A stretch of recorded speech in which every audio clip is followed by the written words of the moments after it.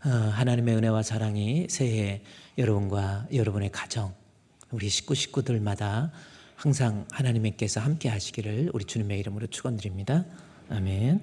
우리 그래도 오늘 첫날 그래도 옆에 앉은 것도 이게 우연히 우리의 만남은 우연이 아니라고 그런 것처럼 우연이 아닌 것 같아요. 옆에 계신 분한테 좀 밝은 얼굴로 안녕하세요, 반갑습니다, 반갑습니다, 새해 복 많이 받읍시다 그렇게도 하고요.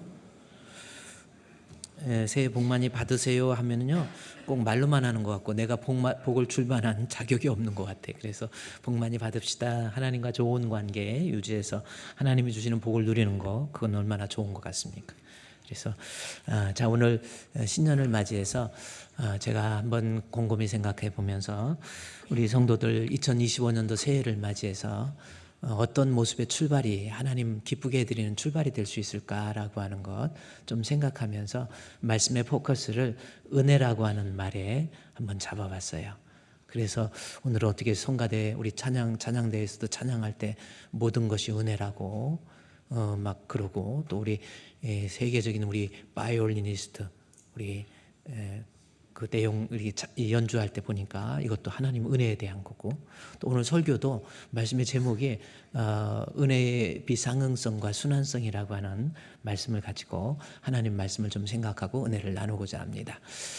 저 제목은 제가 인용을 한 거예요. 은혜의 비상응성과 순환성이라고 하는 것은 저 뜻은 무슨 뜻이냐면, 하나님의 은혜에 있어서 이 은혜라고 하는 것은 그 특징이 비상응성을 가지게 되고 이 은혜는 순환성을 갖게 된다라고 하는 그 말씀의 뜻입니다.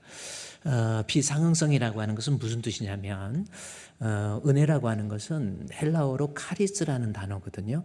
우리가 자주 사용하고 있는 은혜 그러지요. 뭐 모든 것이 은혜 뭐 그러잖아요. 그런데 그 은혜라고 하는 단어는 헬라어의 카리스라는 단어예요. 이 카리스는 오늘날 우리 이 세상에서 많이 사용되는 단어 중에 하나가 이 카리스마라는 말 많이 들어봤죠?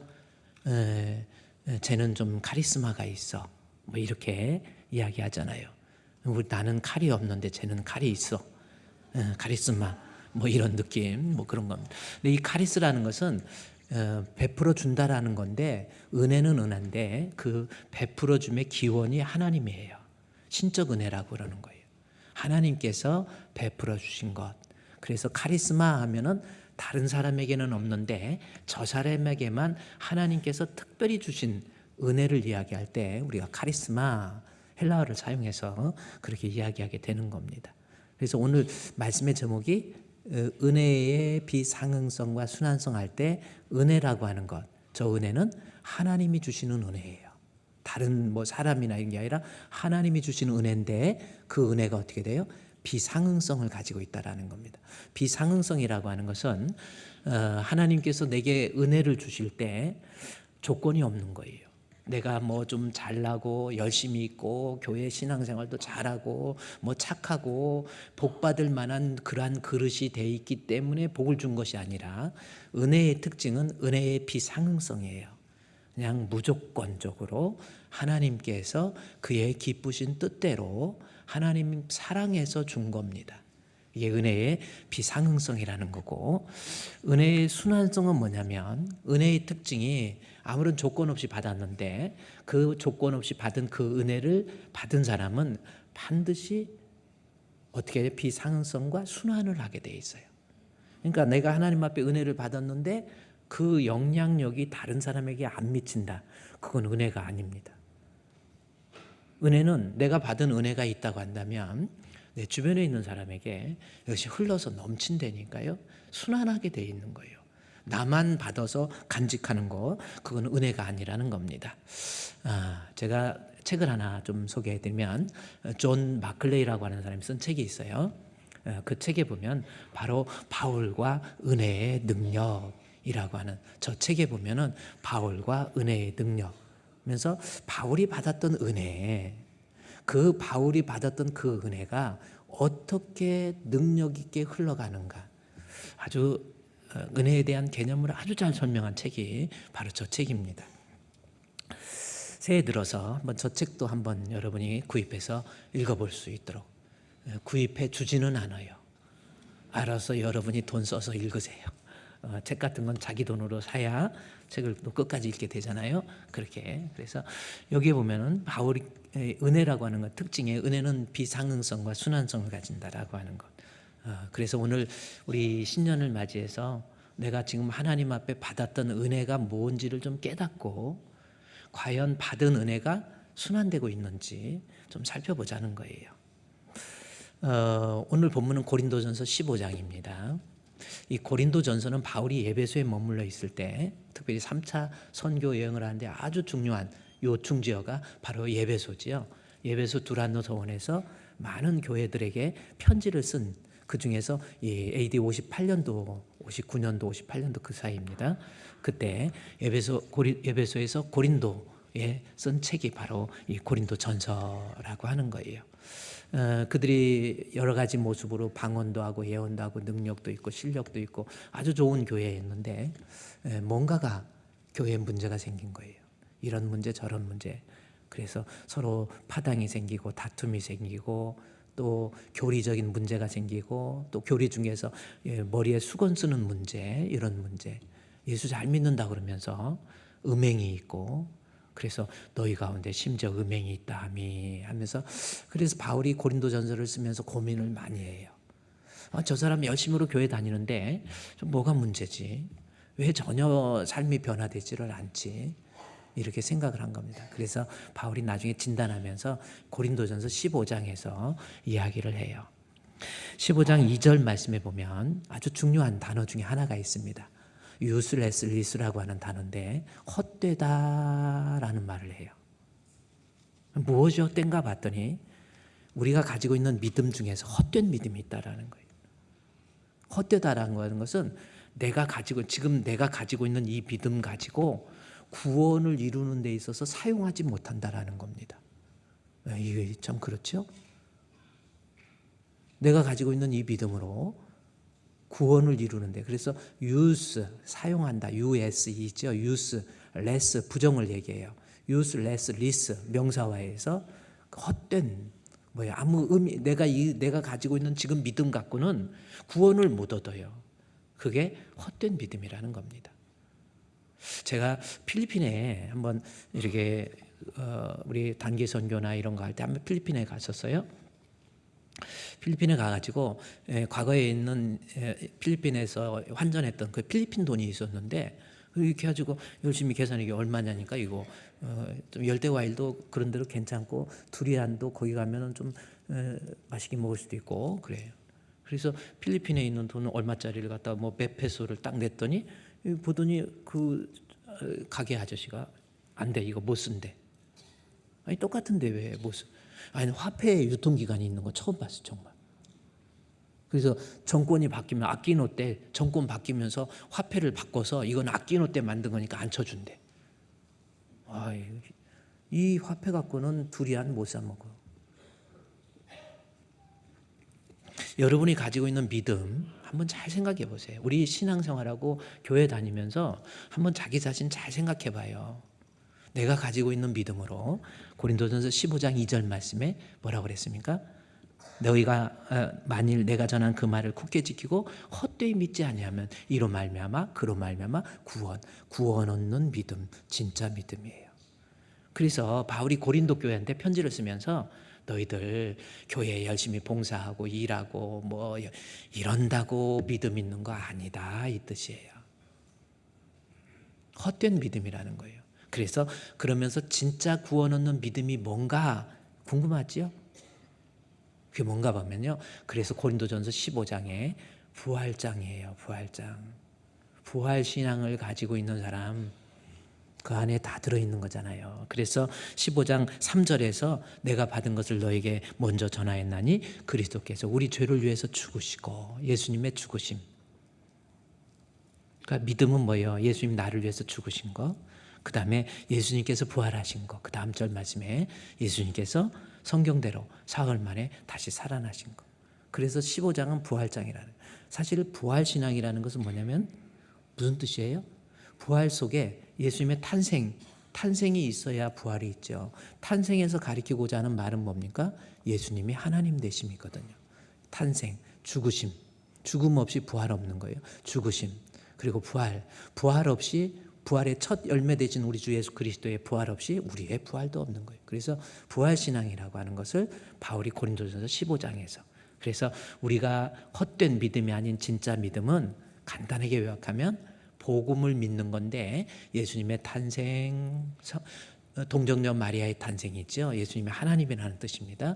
예수님의 죽으심, 예수님은 나를 위한 대속의 죽음입니다. 그냥 뭐 로마에 항거하다 죽은 것도 아니고요. 뭐 나이가 들어서 죽은, 예수님의 죽으심의 이유는 나를 위한 대속의 죽음. 그게 믿는 거예요. 세 번째, 예수님의 부활하심.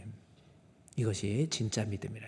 그래서 바울이 고린도전서 15장에서 너희들이 고린도 교회에서 신앙생활하면서 가장 중요한 것, 진짜 믿음 가져라. 이것을 먼저 권면하고 있는 내용입니다. 이 권면 우리가 받읍시다. 저와 여러분, 진짜 믿음 가지세요. 아멘. 진짜 예수 믿으세요. 세상에 가서 뭐 좀 폼재고 그러려고 하지 마시고, 오늘 아침에 제가 새벽기도 이야기하면서 요한복음 4장에 나와 있는 사마리아 여인, 세상에 나가가지고 그저 물을 기르러 나올 때 영원히 목마르지 않는 생수가 뭔지 아세요? 우리 하나님 말씀. 신약 성경에서 물은 말씀을 얘기하는 거예요. 물로 씻어 말씀으로 깨끗하게 해서 그렇거든. 그래서 사마리아 여인, 그 뭡니까? 남편이 5이 있는데 지금 살은 남편도 네 남편이 아니니까 세상에서는 그 어떤 만족도 없고 기쁨도 없는 거예요. 그래서 예수님한테 와서 예수 믿는 거예요. 그래서 교회에 오셔서 말씀을 통해서 사마리아 여인처럼 예수님 만나서 예수님 말씀 듣는 거예요. 예수 믿으세요? 아멘. 네. 막 여러 다른데 그야말로 헛된 거예요. 그래, 우리 당신은 지금 어디를 가나요? 발걸음 무겁게. 지금 어디 가고 있어요? 열심히 돈 벌고 그러고 있습니까? 열심히 자식 키우고 있습니까? 뭐 하고 있습니까? 다른데 만족이 없어요. 예수 안에 기쁨이 있고 만족이 있습니다. 아멘. 그래서 바울이 고린도전서 15장에서 진짜 믿음이 이거야 라고 가르쳐주고, 믿음을 가진 사람에게 나타나는 첫 번째 단어가 있습니다. 내가 진짜 하나님이 인정하는 정직한 믿음을 가졌다면 첫 번째 나타나는 거 뭐예요? 고린도전서 15장 1절, 2절, 3절 쭉 내려가다가 바로 10절 말씀해 보면 나와 있어요. 계속 반복되는 단어가 하나 있습니다. 그러나 내가 나된 것은 하나님의 은혜, 내게 주신 그의 은혜가, 내가 모든 사도보다 더 많이 수고하였으니 내가 한 것이 아니요 오직 나와 함께 하신 하나님의 은혜. 바울이, 핍박자였던 바울이 진짜 예수 믿고 나니까, 세상을 돌이켜보니까 모든 것이 하나님의 은혜였다라는 것을 고백하게 되는 거예요. 여러분이 진짜 믿음이 있으면 한번 새해를 출발하면서도 내 자신을 돌아보면서 하나님이 내게 주신 은혜, 그렇죠? 그것을 깨달을 줄 아는 사람, 이 사람이 진짜 믿음이 있는 사람이라니까요. 믿음이 없으면 지가 잘나서 지가 노력해서 지가 힘써서 잘 된 줄 알아요. 아니에요. 모든 것이 은혜, 은혜, 은혜, 하나님 은혜.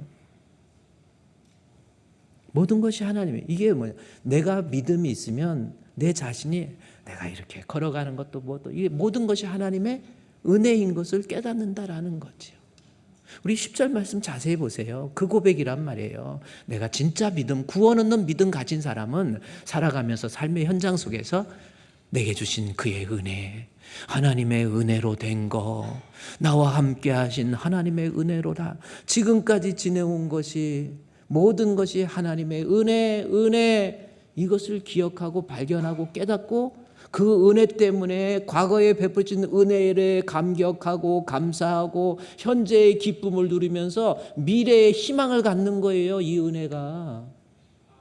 그러면 우리가 믿음 있는 사람이 은혜를 깨닫는다고 그랬는데, 이 은혜라고 하는 그 개념을 구약 성경에서 실제적인 삶의 현장 속에서 한번 끌어가서 한번 보면요, 사무엘상 7장 5절부터 말씀해 보면은 어떤 내용이에요? 사무엘상 7장 5절 말씀해 보면 사무엘이 이르되 온 이스라엘을 미스바로 모이라, 내가 너희를 위하여 여호와께 기도하리라. 이 말씀이 나옵니다. 이게 무슨 뜻인 줄 아세요? 앞뒤 내용을 모르니까 사무엘이 이스라엘 백성을 미스바로 모아놨어요. 이게 무슨 뜻이냐면, 이때 당시 이스라엘 백성들은 그 주변에 지중해 연안에 있는 블레셋이라고 하는 나라에 의해서 약 20여 년간 그들의 압박 속에 있었어요. 그러니 무슨 행복이 있었겠습니까? 블레셋이 영어식, 이 블레셋이 이 히브리적 발음이요, 영어식 발음이 팔레스타인이에요. 지금의 팔레스타인. 지금은 나라도 없어져 이스라엘이 뺏어갖고 팔레스타인, 옛날에는 거기 블레셋이 골리앗도 있고요, 거기 다 호전적인 사람들이야. 지중해를 연안으로 해가지고 바다에서 물고기도 잡아먹고 육지에 올라가고 약탈도 하고, 그래서 이 골리앗, 이 블레셋 사람들이요, 엄청 아주 전투적인 그러한 사람이에요. 이때 당시 철기 문화로 무장을 한 이스라엘이 상대할 수 없는 나라예요. 그 나라가 이스라엘을 1년, 2년, 10년, 20년 압박을 하고 속박을 하고 있는 이때입니다. 이때 사무엘이 나타났어요. 사무엘이 나타나서 사무엘상 7장 5절 말씀해 보니까 이스라엘 백성들을 광장으로 미스바라고 하는, 미스바라는 것은 이 요르단, 즉 요단강 이 서쪽에 미스바라는 지역이 있거든요. 그곳에 사람들 다 모아가지고 거기에서 내가 너희를 위하여 기도하리라 하매, 그 다음 절 말씀해 보니까 모여가지고 미스바에 모여서 물을 길어 여호와 앞에 붓고, 이게 무슨 뜻이에요? 미스바에 모여가지고 지금 아말렉 블레셋의 속박으로부터 20년간 압박을 가하고 있는 그들이 모여가지고 물을 붓고, 물을 붓는다라고 하는 것은 회개, 깊은 회개. 그래서 하나님 앞에 20여 년 동안 이렇게 속박에 있으면서 사무엘에 의해서 모여서 미스바에 모여서 어떤 대각성 운동, 우리가 하나님 앞에 깊이 회개하고 금식하고, 그래서 사무엘이 우리가 하나님께 범죄하였나이다 회개하게 하고, 사무엘이 이스라엘을 미스바에서 다스렸다라는 말, 다스렸다라는 것이 어레인지 정리한 거예요. 하나님과의 관계가 뭔가가 깨지고 이런 관계에 있는 사람들을 지도자 사무엘이 가서 정렬시킨 거예요. 어레인지 시킨 겁니다. 여러분, 사실 보세요. 이렇게 내가 억압되고 속박된 이러한 환경 속에서 나 힘들어 어려워하고 원망이나 불평하지 마시고, 하나님과의 관계가 제가 제대로 돼 있는지 이거 한번 점검해 볼 필요 있지 않을까요? 그래가지고 미스바에 모여가지고 기도하면서 회개하고 사무엘에 의해서 정말 민족 대각성 운동을 일으켰더니, 그 소식을 이게 블레셋이 들었어요. 들어가지고 이것들이 모여 있으니까 아무래도 어쨌든 많이 모여 있으면 겁이 나지요. 막 국회 앞에 모이고 막 모이면 겁나지 않나요? 헐 그러잖아요, 여러분. 막 몇 명 모였네 막 그러잖아요. 이때도 블레셋에서 이거 우리가 속박으로 있는 이 조그마한 나라가 지들끼리 모여갖고 뭐 물도 붓고 회개도 하고 뭐 안 되겠다 해가지고 공격을 합니다. 그것이 12절이에요.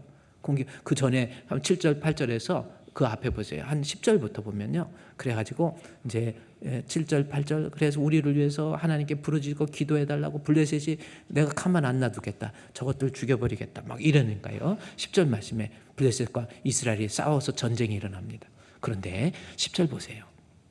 아니 이스라엘이, 얘네들은 철기 문명으로 그 창 들고 막 칼 들고 싸우는데 이스라엘 백성들은 짝대기 갖고 싸우는 거예요.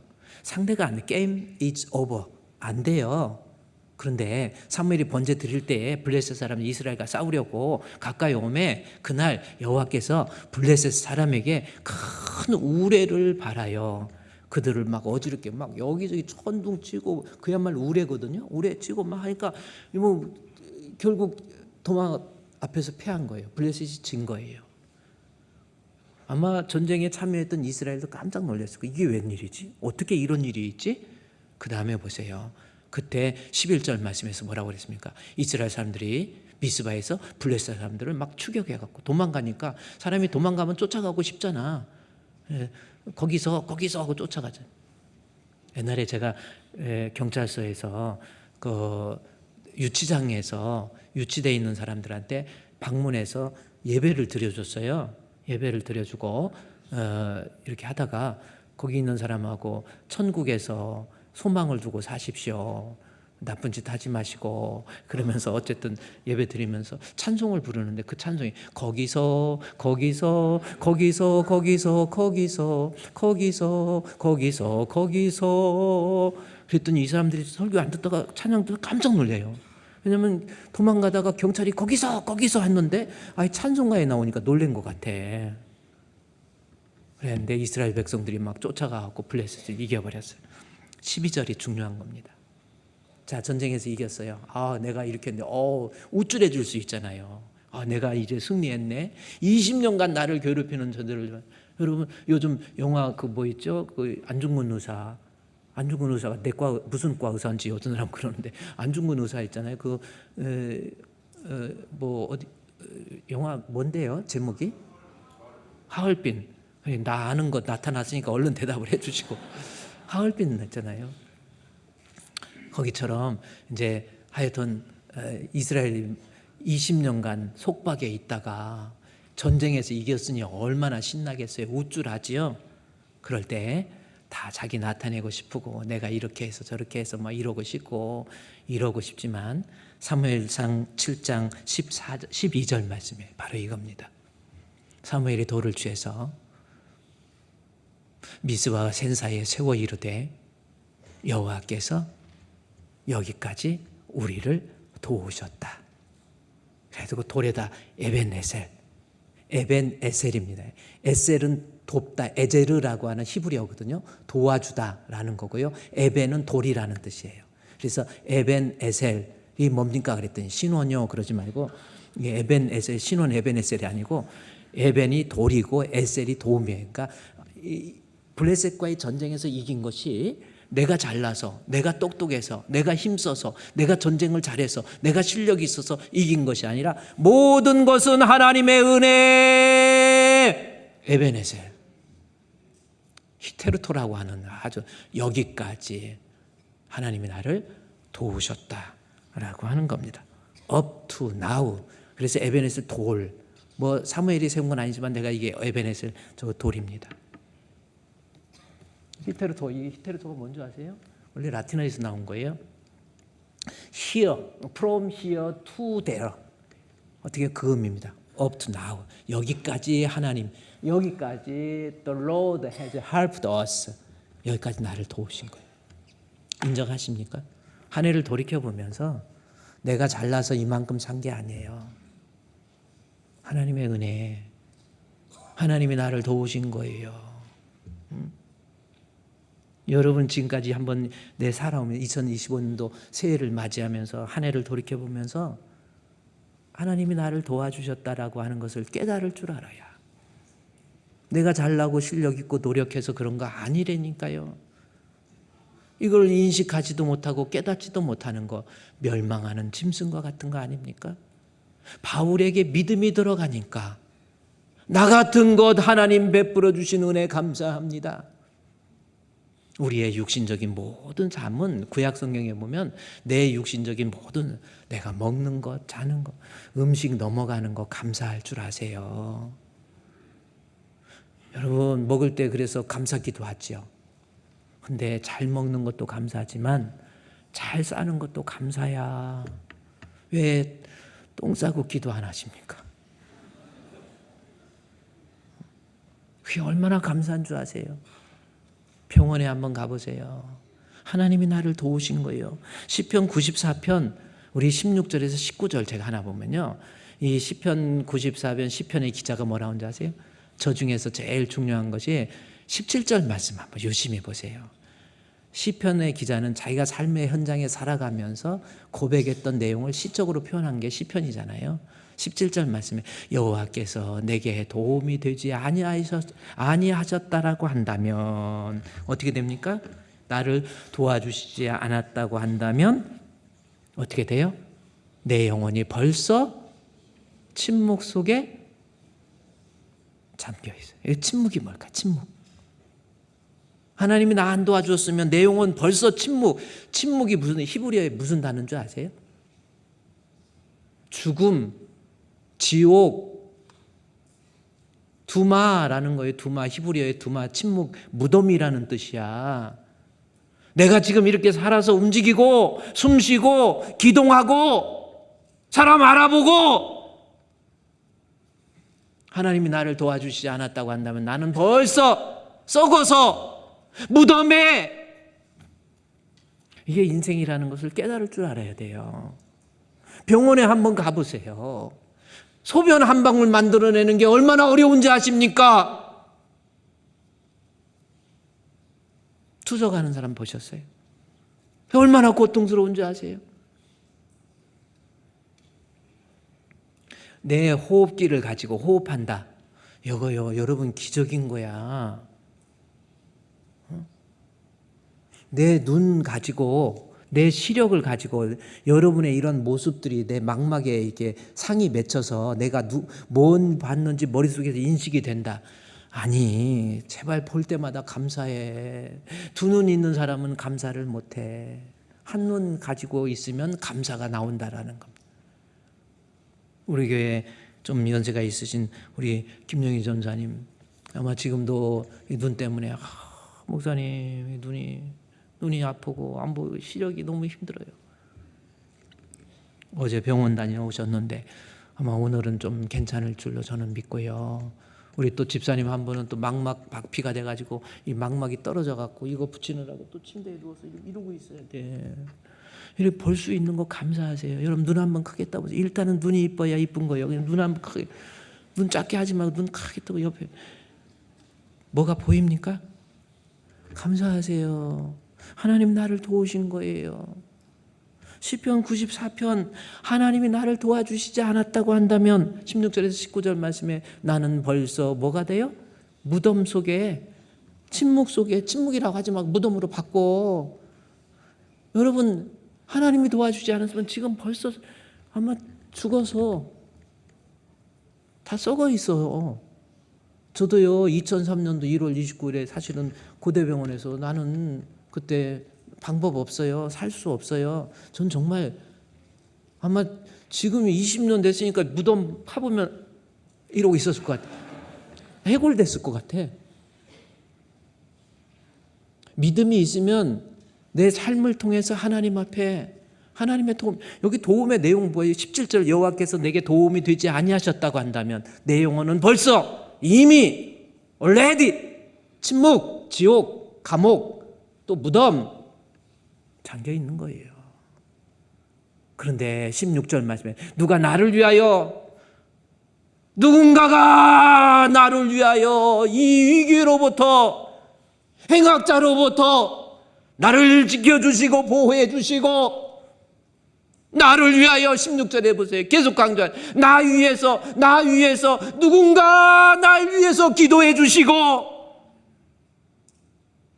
누군가 나를 지켜주신 하나님, 그 은혜를 깨달을 줄 알아야지요. 그게 은혜지. 그렇지 않습니까? 누가 나를 위해서 행악자들을 쳐주고 누가 나를 위해서 일어나서 악행하는 자들을 쳐줄까? 여호와께서 내게 도움이 되셨다고 하는 거예요. 하나님이 내게 도와주신 거예요.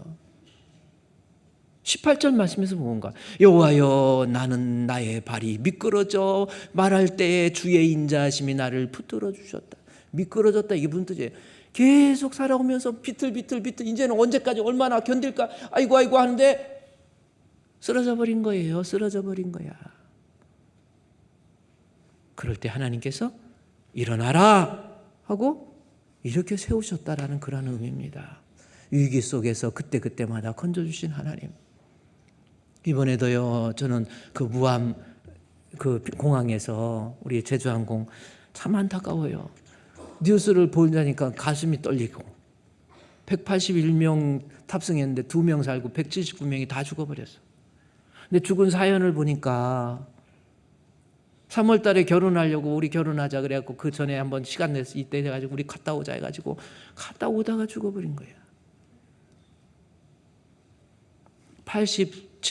팔순잔치 해준다고 엄마 고생 오래 하셨어요 해가지고 팔순잔치 하고 9명의 가족이 다 죽어버렸어. 남의 일이니까 안 슬퍼요? 되게 강박해졌어.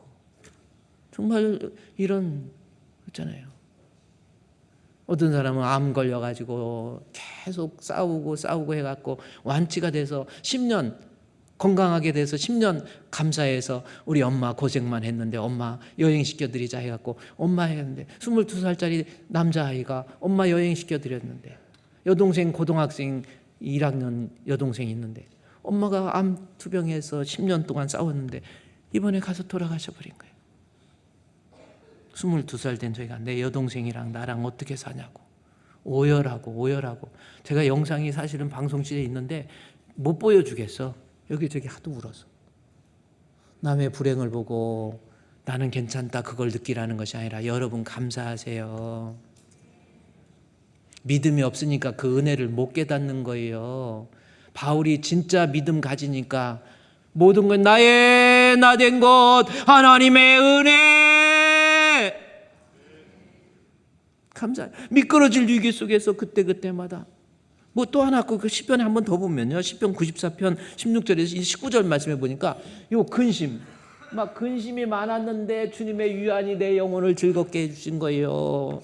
막 너무 힘들고 마음 아프고 답답하고 상처받고 믿음 생활하다 보면 별일 별사건 다 있잖아요. 괴롭고 그냥 무거운 짐을 나 홀로 지고 견디다 못해 쓰러질 때 주께서 누가? 우리 주님께서 날 돌아보사 내 모든 짐을 져주시네. 할렐루야. 2025년도 새해를 맞이하면서요, 하나님이 내게 베푸신 은혜부터 깨달으세요. 구약적인 의미에서는 내 삶을 통한 하나님의 은혜를 많이 강조하고 있는데 고린도전서 15장에 다시 본문해 보세요. 우리 10절 말씀해 보니까 10절에 바울이 깨달았던 은혜는 어떤 은혜? 그러나 나의 나 된 것은 하나님의 은혜. 바울이 믿음을 갖고 보니까 하나님의 은혜. 근데 어떤 은혜였어요? 자세히 보니까 나의 나 된 것. 여기 있는 나하고 같은 사람이에요? 다른 사람이에요? 나가 나 된 거 잘 모르겠어요. 밤이 좀 깊어서 헷갈립니까? 얘하고 같아. 그러나 내가 나 된 거, 내가 하고 나하고 같은 사람이에요? 틀린 사람이에요? 헷갈려요? 같은 사람이에요. 근데 이 내가는 뭐예요? 내가 나 된 거. 내가는 바로 위에 9절에 뭐예요? 하나님 믿는 사람 박해하고 예수 믿는 사람 잡아 죽여버리고 핍박하고 죄인 중에 괴수였던 나, 예수를 알지도 못하고 예수를 믿지도 않았던 나를 나 되게 만든 거. 10절 말씀이 그거예요. 나는 옛날에는 핍박자였고 나는 교회를 방해하고 예수님 우습게 알고 하나님 우습게 알고 아이고 하나님 어디 있어? 예수가 어디 있어? 이랬던 사람이 하나님의 은혜로 내가 어떻게 주를 위해서 수고하냐 이거 아닙니까? 내게 믿음을 주신 것 하나님 감사합니다. 구약적인 의미에서는 나를 도와주셔서 내가 이렇게 숨쉬고 살고 하나님 감사합니다 이거라고 한다면 바울이 깨달았던 은혜는 뭐예요? 나는 옛날에 하나님 우습게 알고 예수 우습게 알고 그러다가 결국 썩어져 버릴 60만을 위해서 살다가 지옥 갈 사람이었는데 나 같은 것이 하나님을 알다니 하나님 감사합니다. 하나님 감사합니다. 하나님 고맙습니다. 하나님 감사합니다. 나로 하여금 예수님 알고 예수님 믿게 해주신 하나님 감사합니다. 주여 감사합니다. 감사합니다. 나에게 생명을 주시는 하나님 감사합니다. 예배서 2장 7절에 나온 것처럼 그 은혜를 인하여 믿음으로 말미암아 나로 하여금 구원 얻게 해주신 하나님 감사합니다. 그 은혜의 깨달음이 여러분에게 있습니까? 아예 그냥 호박 같은 세상 둥글둥글 살다 죽으면 되는 겁니까? 아니에요. 사람이 한 번 죽는 것은 정하신 것이고 그 후에 심판이 있습니다. 그 심판 때에 나 같은 것 예수 믿게 해주신 하나님 감사합니다. 바울이 깨달았던 은혜예요. 그 은혜를 깨닫고 난 다음에 보세요. 그래서 구약에서의 육신적인 은혜, 바울이 깨달았던 구원의 은혜를 깨닫고 난 다음에 그 다음에 어떻게 한 줄 아세요? 깨달으니까 어떻게? 10절 말씀 다시 봐요.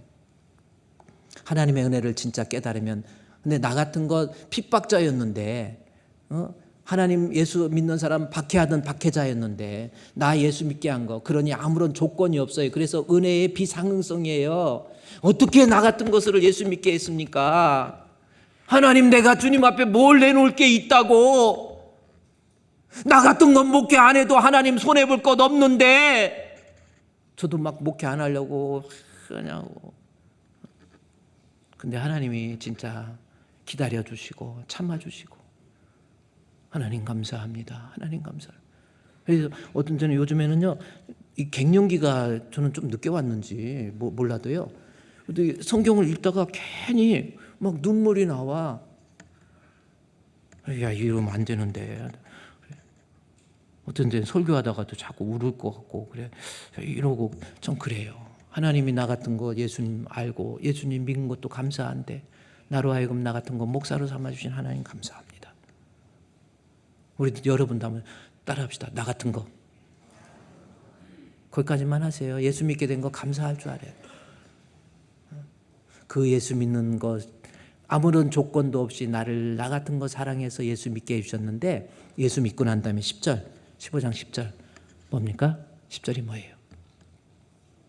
하나님 은혜의 비상응성이잖아요. 나가 나된 거 하나님의 은혜 비상응성인데, 이게 내게 주신 은혜가 헛되지 않아서 진짜 은혜, 헛되지 않는 진짜 은혜는 특징이 있는데, 내가 모든 사도보다 더 많이 수고한 것, 하나님의 진짜 은혜는 받은 은혜 흘려보내는 거예요. 은혜의 순환성, 이게 은혜 아닙니까?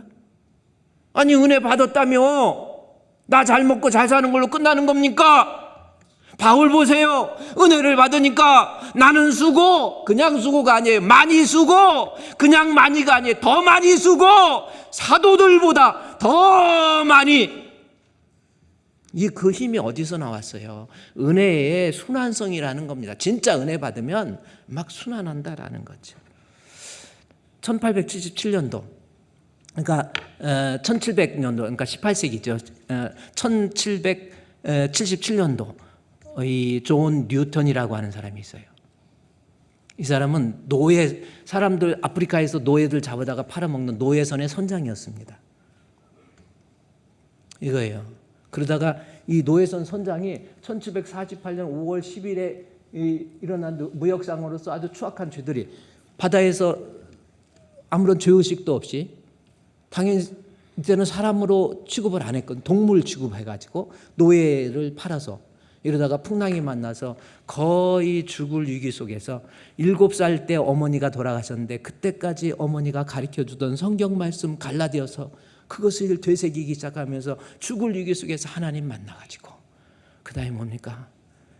우리 나 같은 죄인 살리신 주의 놀라와,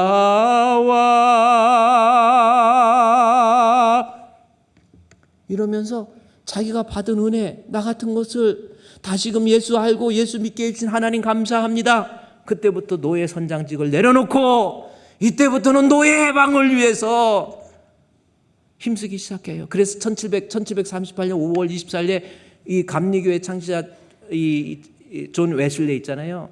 그 사람으로부터 영향을 받아가지고, 내가 받은 이 은혜는 반드시 실어 날려야 돼. 나 같은 거 구원해 주신 하나님의 은혜 감사합니다. 살인자이요 포약자였던 나를 우리 예수님으로 은혜로 구원해 주시다니 하나님 감사합니다. 이래가지고 자기가 받았던 은혜를 생각하면서, 윌리엄 윌버포스라는 사람은 아주 유명한 사람이잖아요. 위대한 유산이라고 하는, 인간에게 넘겨준 유산 중에서 정말 큰 유산이 뭔지 아십니까? 데모크라시, 민주주의란 말이에요. 프랑스 1789년도 프랑스 혁명, 얼마나 많은 사람이 죽었습니까?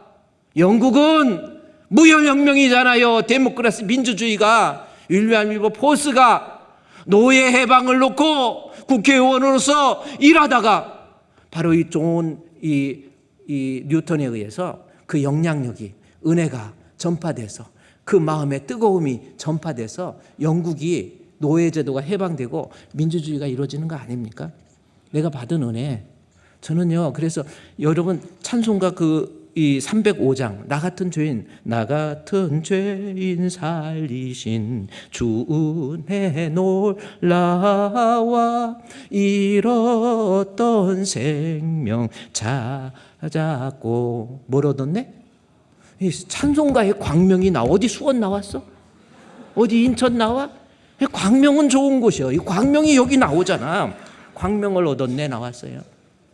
감사할 줄 아세요. 제가 존 뉴턴의 이야기를 들으면서 하도 눈물이 나가지고, 우리 교회 저 한예종에서도 제일 우수운이 아니고 우수한 바이올리니스트, 우리 고지우 청년 한번 나오셔서, 그다음에 이 편곡해서 우리 윤슬기 집사님이 좀 편곡한 게 있거든요.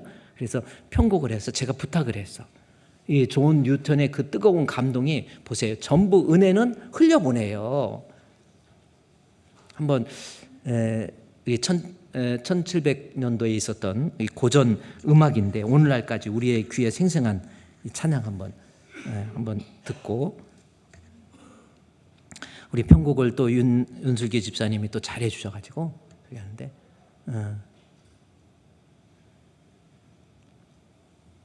보세요. 은혜를 받으니까 보세요. 나중에 은혜 받아서 주 은혜 고마워해서 일생 동안 해처럼 살면서 주를 찬양하고 다른 사람에게 은혜를 끼친다라는 내용입니다.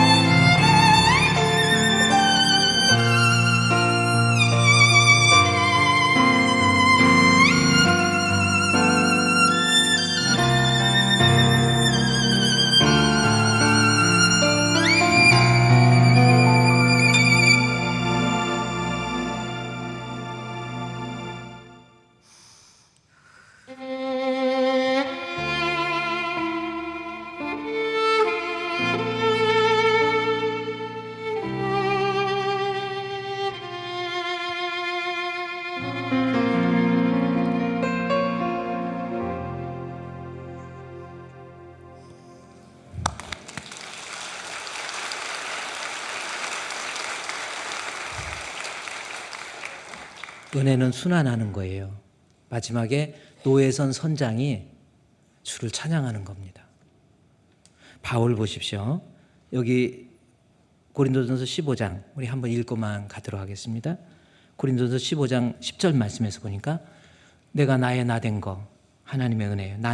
여기서 나는 옛날에 나는 어떤 사람이에요? 9절의 말씀에 보니까 나는 교회 박해자 했잖아요. 그런데 10절에 나를 예수 믿는 사람으로 만든 거.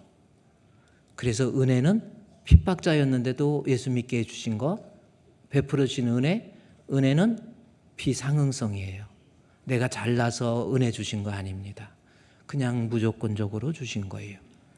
은혜의 비상응성은 반드시 보세요. 10절 말씀에 내게 은혜를 주셨는데 그 은혜가 헛되지 않게 하는 것은 나는 더 많이 수고한다라는 거죠. 주를 위해서 내가 받았던 은혜를 바울은 수고함으로, 그 수고의 내용이 뭡니까? 11절에 전도하는 것으로. 여러분 무엇으로 흘려보낼 것 같아요? 내가 진짜 은혜를 받은 사람이면 우리 주변에서 내 집에서도 나 때문에 우리 남편이 행복해하고 내 아내가 행복해하고 나 때문에 우리 다른 성도들이 행복해하고 그게 은혜를 흘려보내는 거예요. 은혜 받은 사람이 여러분 때문에 목사님이 행복해하고 저거는 어떻게 저러고 다니지? 뭔가 이런 인상 뭐 철학자도 아니면서 소크라테스처럼 이러고 다니고 이러지 마세요. 은혜 받으면 얼굴이 달라진다니까요. 인상부터 그냥 뻥 다른 거 아닙니까? 은혜는 은혜의 순환성. 바울처럼 이제 2025년도 새해에 받은 은혜 감격하면서 만나는 사람마다 예수 믿으세요, 예수 믿으세요. 만나는 사람에게 유익을 주고 기쁨을 주고 행복을 주고 은혜를 주고 할렐루야!